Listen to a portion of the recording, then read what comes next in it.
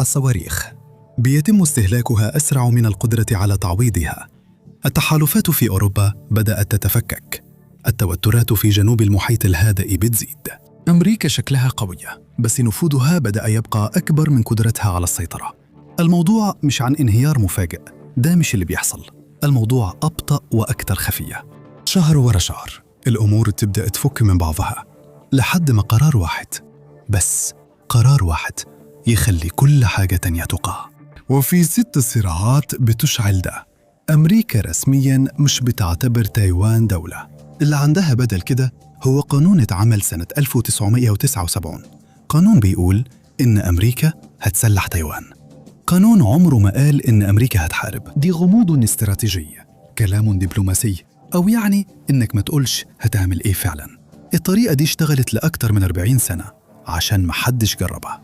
دلوقتي الوضع بيتغير. في أواخر سنة 2025 الصين عملت تدريبات مشتركة واسعة النطاق بتحاكي حصار وضربات دقيقة حوالين تايوان. القيادة الأمريكية حذرت أكثر من مرة إنه التدريبات دي بقت شبه العمليات الحقيقية ومش باين الفرق بينهم.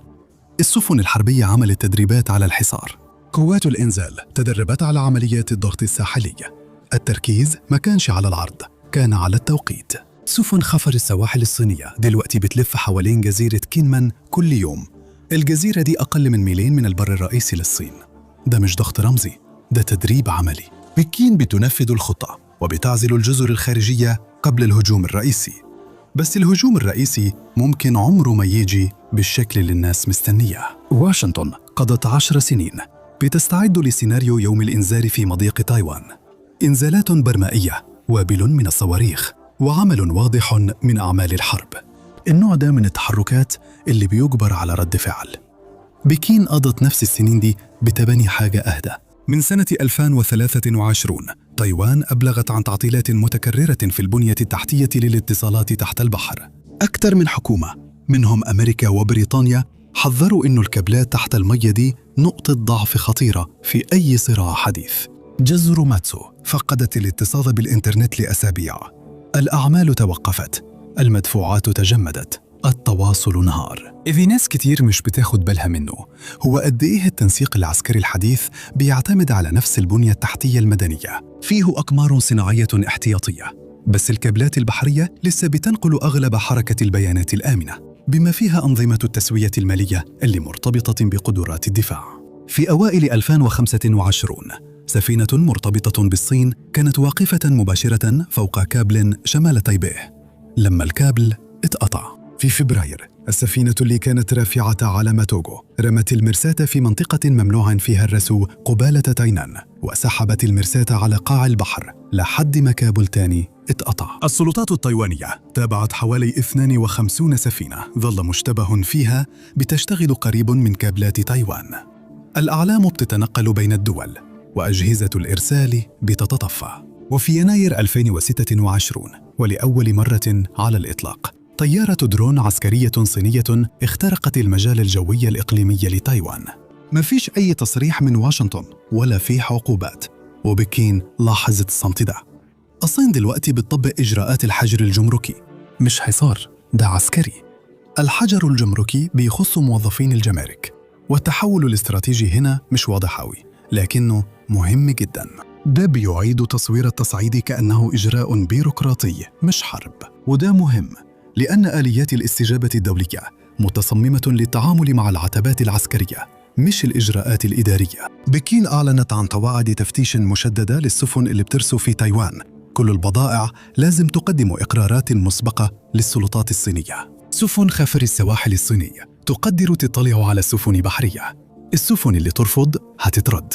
مفيش صواريخ ومفيش إعلان، مجرد احتكاك كتير بيحصل في كل مكان وفي نفس الوقت. المشكلة بالنسبة لواشنطن مش إنها مش قادرة ترد على الحصار، المشكلة إن بكين مش هتديهم حصار يردوا عليه، وهنا الموضوع بيبقى صعب. تايوان بتنتج أكثر من 60% من أشباه الموصلات في العالم، وأكثر من 90% من الشرائح المتقدمة جداً، وده بشكل كبير عن طريق شركة TSMC. الشرائح دي موجودة في كل حاجة، من إلكترونيات الطيران في F-35 لأنظمة توجيه الصواريخ لحد البنية التحتية للسحابة الإلكترونية. جزء كبير من أنظمة الأسلحة المتقدمة الأمريكية بيعتمد على سلاسل إمداد بتمر من تايوان. الأنظمة الجاية اللي أمريكا بتراهن عليها زي الأسلحة فرط الصوتية وتحديد الأهداف بمساعدة الذكاء الاصطناعي والمقاتلات الجيل الجديد، كلها معتمدة على نفس سلسلة الإمداد دي. الموضوع مش اعتماد اقتصادي بس، ده كمان اعتماد عسكري، والجدول الزمني مش بيبقى أوضح. لسنين المحللين العسكريين كانوا خايفين من غزو في 2027 اللي هو الذكرى 100 لتأسيس جيش التحرير الشعبي. ده كان بيدي تخطيط واضح، بس دلوقتي الكلام ده بيتراجع. المخابرات الأمريكية دلوقتي بتقول إنه مفيش تاريخ غزو محدد، وده شكله كويس، بس هو مش كده. لو في موعد ثابت كان ممكن نخطط له. دلوقتي المخططين لازم يفكروا، هو السنة دي الحلفاء أصلاً ابتدوا يغيروا خططهم. اليابان أعلنت بشكل علني إن الهجوم على تايوان حيكون تهديد حياة أو موت لبقائها هي نفسها. الفلبين وسعت وصول القوات الأمريكية لقواعدها، بس سول لسه أكثر حذر. مسؤولي الدفاع الأمريكيين معترفين إن تركيز سول الأساسي لسه على كوريا الشمالية مش تايوان. أول ما تايوان تسخن كيم جونغ أون هيفتح جبهة تانية على حدود كوريا. كل المخططين عارفين كده.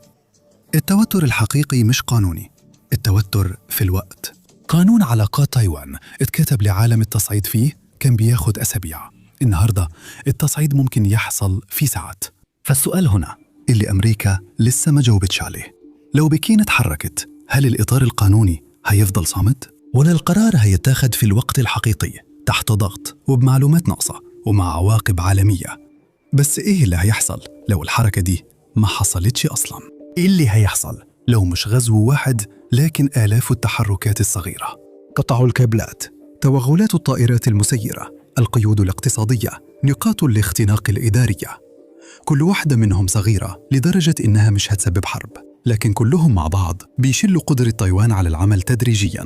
ده هو السيناريو الحقيقي دلوقتي. بكين مش محتاجة تكسب حرب أمريكا، ممكن تدخلها. هي محتاجة تبني. حرب أمريكا هتلاقي صعوبة حتى تلاحظها. أوكرانيا ما بقتش حرب، أمريكا بتكسبها. دي حرب أمريكا بتحاول تديرها.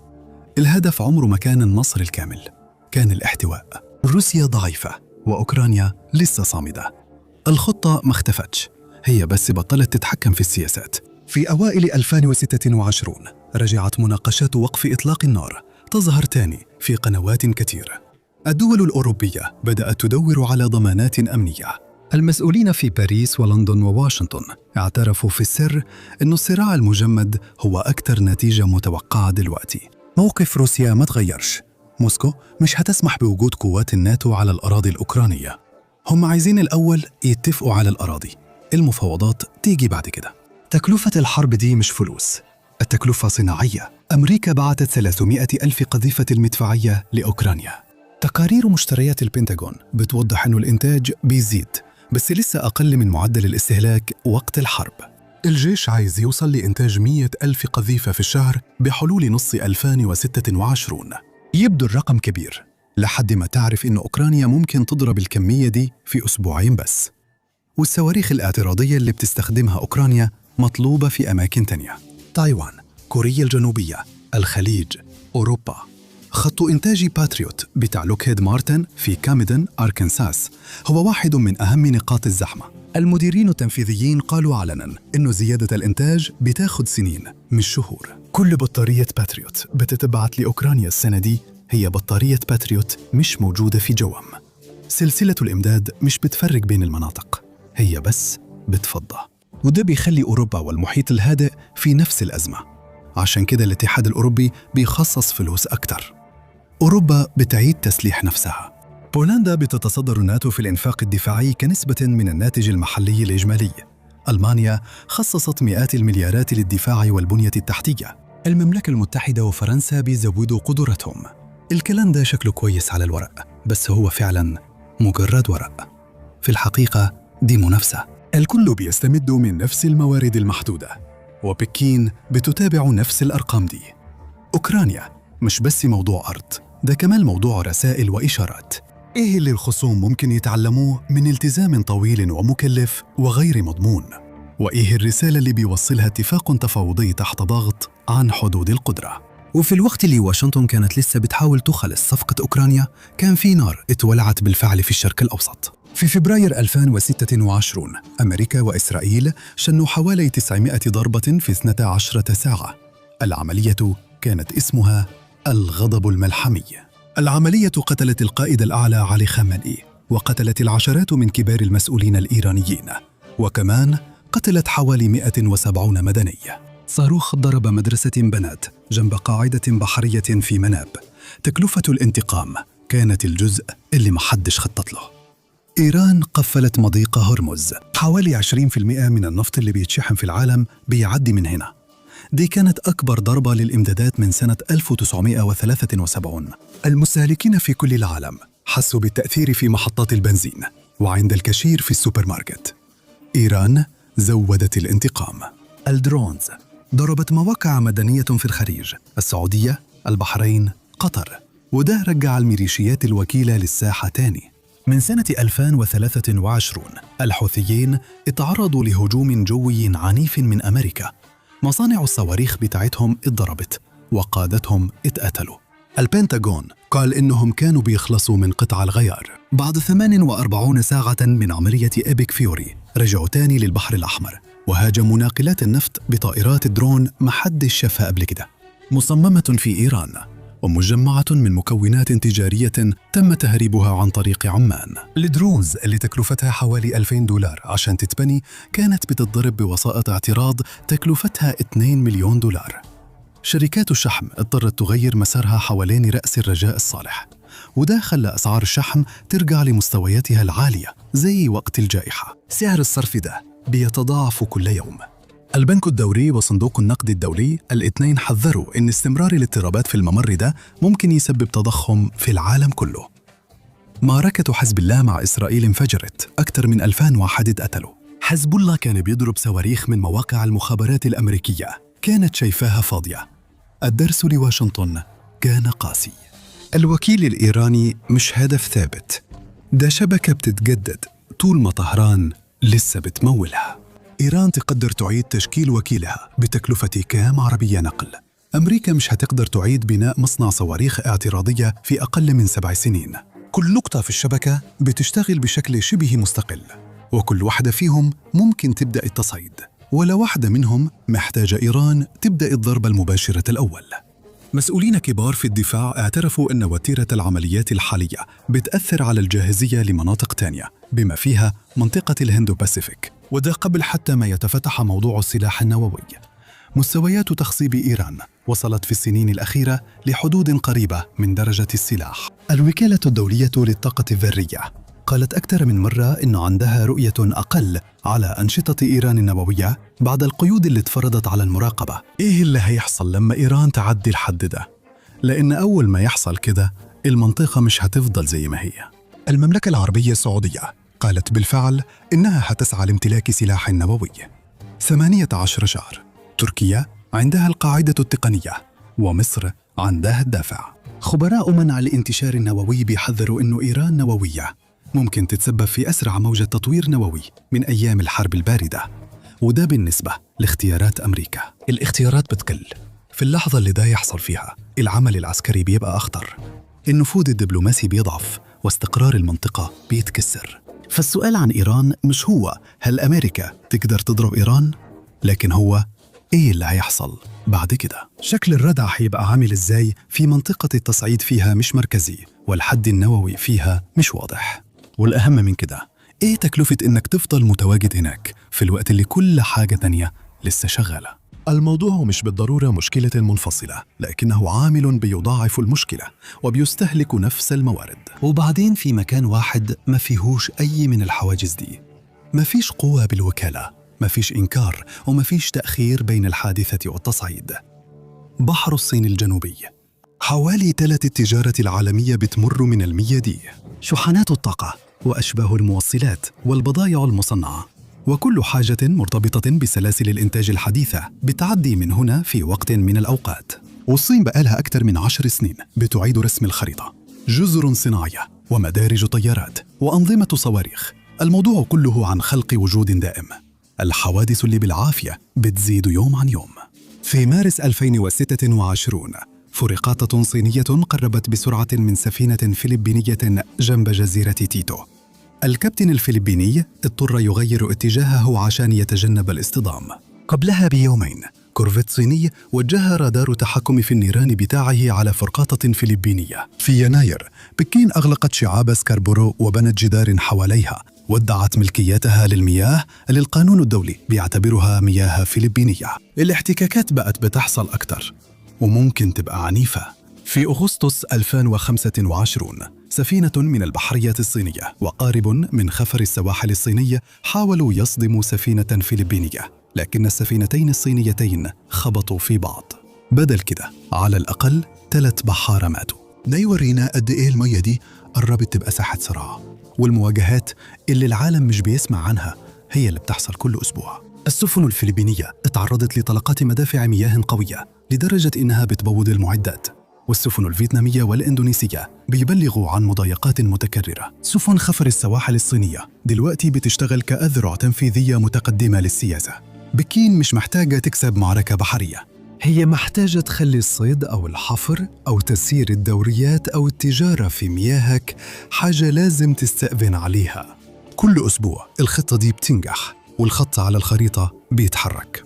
السيطرة مش بتيجي من مواجهة واحدة، لكن بتيجي من تغيير اللي الناس بتعتبره سلوك طبيعي مع الوقت. مبادرة الشفافية البحرية لآسيا في مركز الدراسات الاستراتيجية والدولية CSIS عملت أكثر من محاكاة حرب عن تايوان وانتشار الصراعات في المنطقة.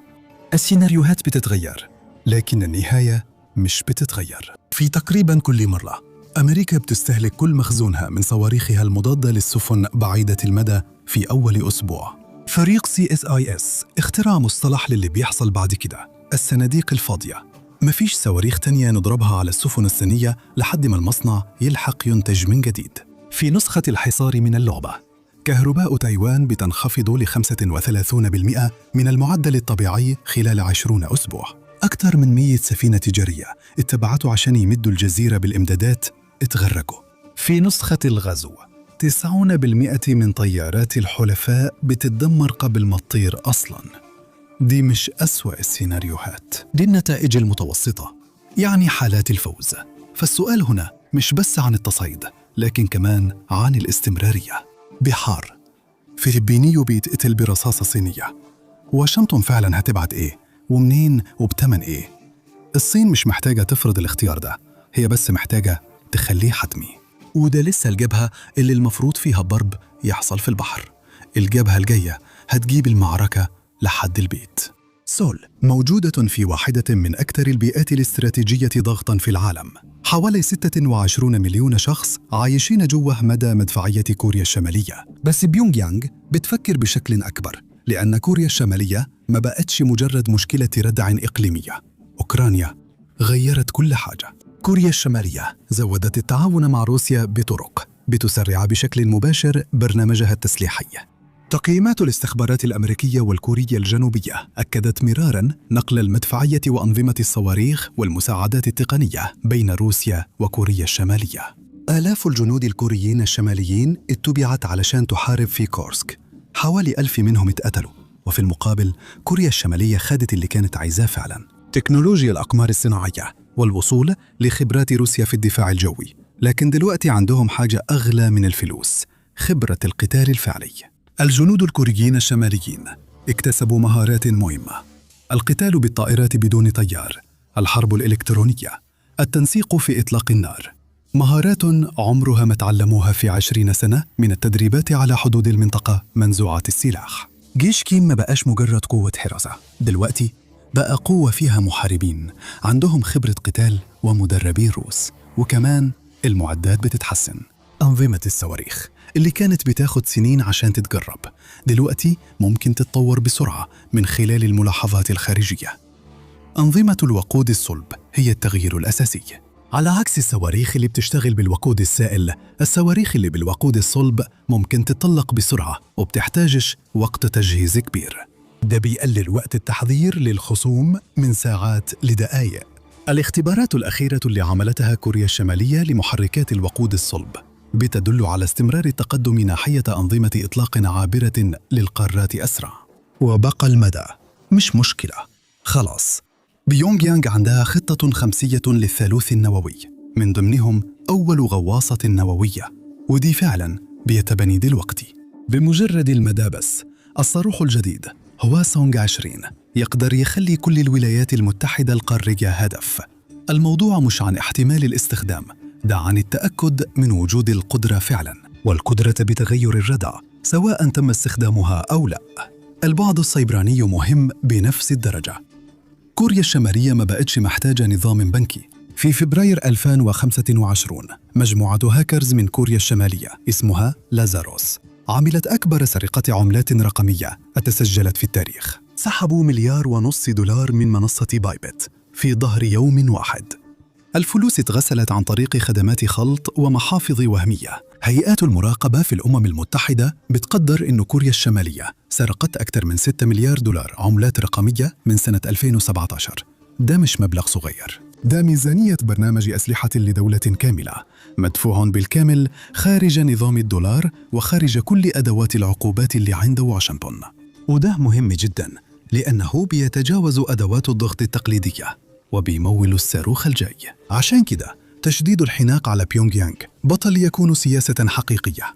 تقريبا من سنة 2022 أسوأ سيناريو فعليا في 24 شهر الجايين مش الإطلاق، ده استعراض. اختبار صاروخ باليستي عابر للقارات بالطريقة العادية وينزل قريب من هاواي. هل الثقة هتفضل مستقرة قدام قدرة فعلية على المدى البعيد؟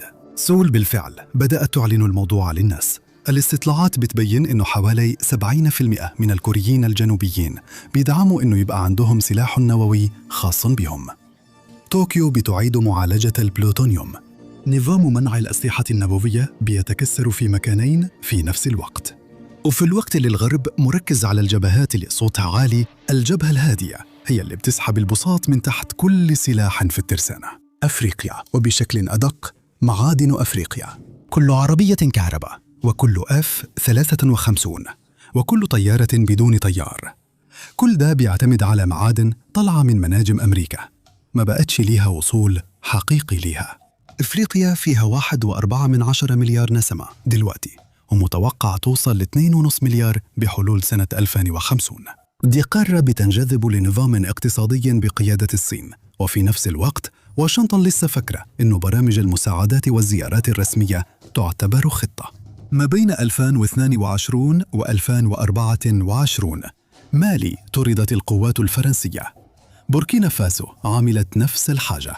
أمريكا كانت بتدير قاعدة طيارات بدون طيار بملايين الدولارات في أغاديز النيجر، كانت أهم نقطة لمكافحة الإرهاب في الساحل.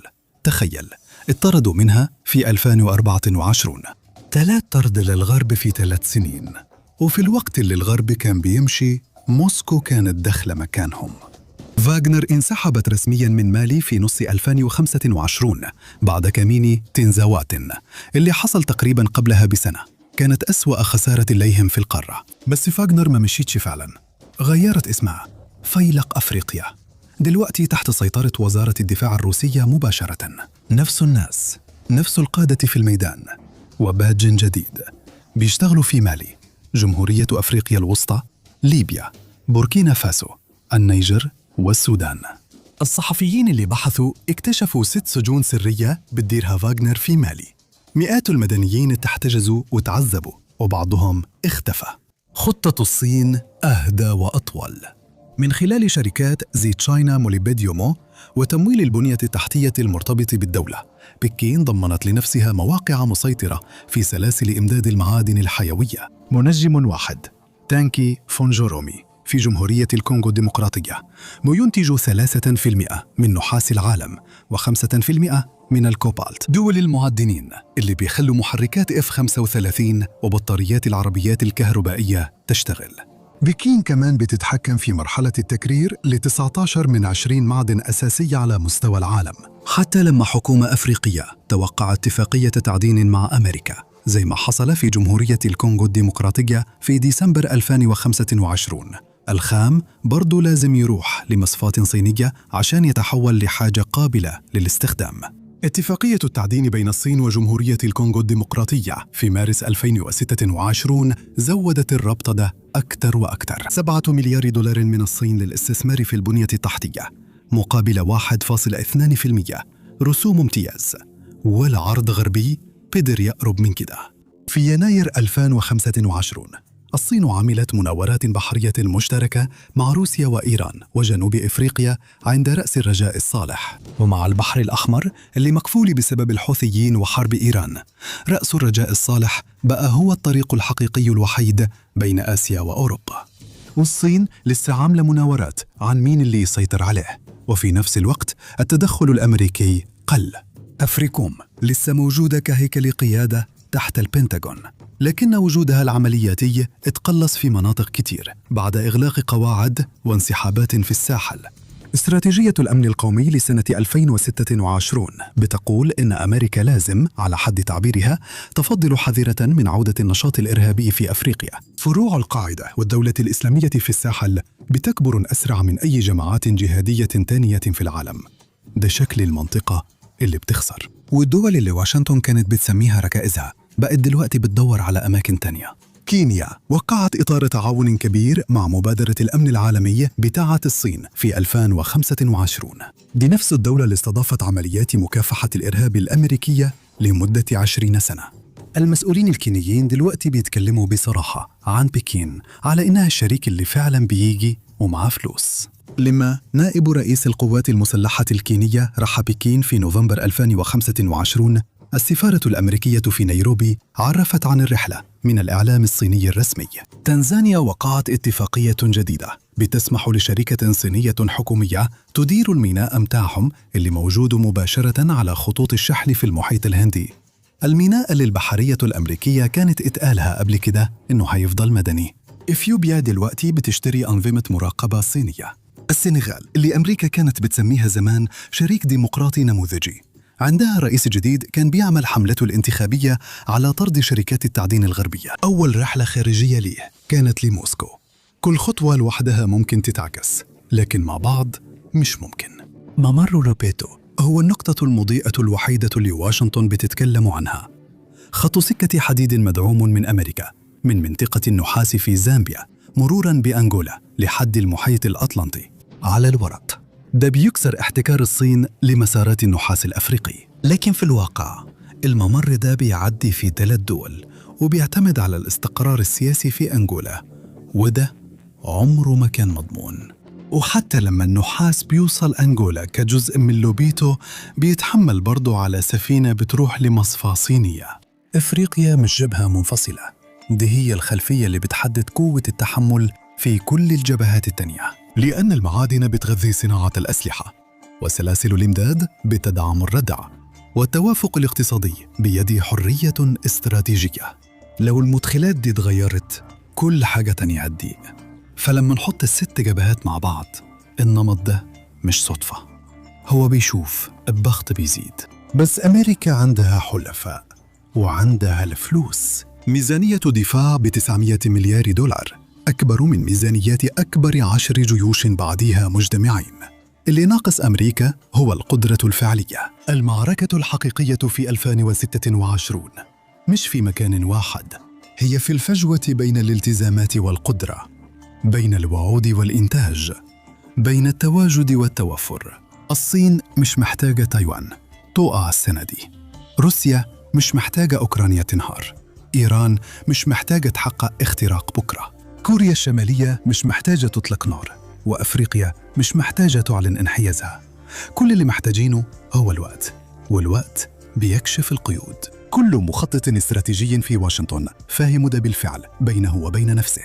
الافتراض اللي موجود في كل خطة هو نفسه، إن الأزمات التانية تفضل هادية وهما أزمتهم شغالة.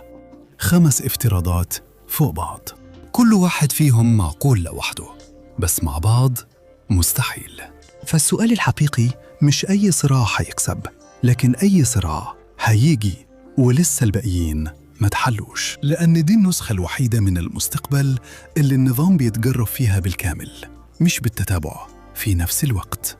ولما ده يحصل النتيجة مش هتتحدد بوثائق استراتيجية مكتوبة مسبقاً، هيتحدد باللي فاضل في المخزون واللي فاضل في الإنتاج واللي فاضل في الاحتياطي.